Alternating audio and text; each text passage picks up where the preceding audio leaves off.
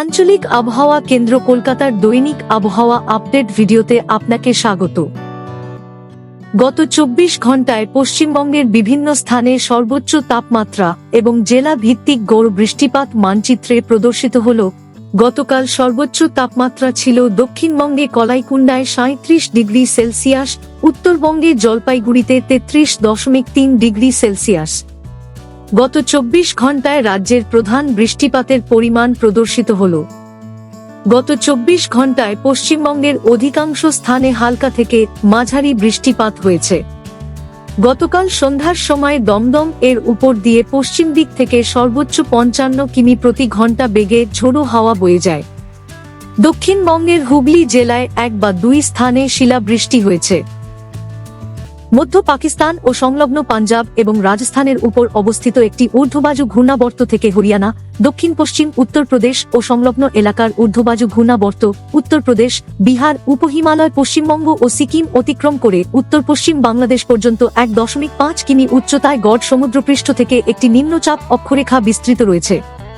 দক্ষিণ পশ্চিম উত্তরপ্রদেশ ও সংলগ্ন এলাকার ঊর্ধ্ববায়ু ঘূর্ণাবর্ত থেকে পূর্ব মধ্যপ্রদেশ ও ছত্তিশগড় অতিক্রম করে উত্তর অভ্যন্তরীণ ওড়িশা পর্যন্ত ০.৯ কিমি উচ্চতায় গড় সমুদ্রপৃষ্ঠ থেকে একটি নিম্নচাপ অক্ষরেখা বিস্তৃত রয়েছে। অনুকূল বায়ুপ্রবাহ এবং বঙ্গোপসাগর থেকে প্রচুর জলীয় বাষ্প প্রবেশের কারণে পশ্চিমবঙ্গের জেলাগুলিতে বজ্রবিদ্যুৎ সহ ঝড় বৃষ্টির কার্যকলাপ অব্যাহত থাকার সম্ভাবনা অত্যন্ত প্রবল। আগামী ৭ দিনের আবহাওয়ার পূর্বাভাস মানচিত্রে প্রদর্শিত হল।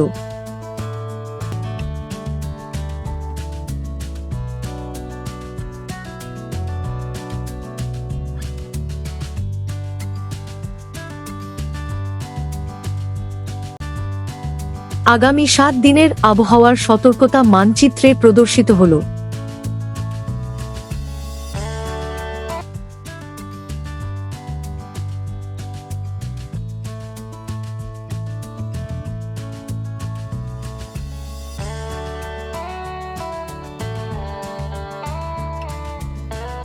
বজ্রপাত বা মেঘগর্জন সহ প্রবল বৃষ্টিপাতের সময় কোনো নিরাপদ স্থানে আশ্রয় গ্রহণ করুন।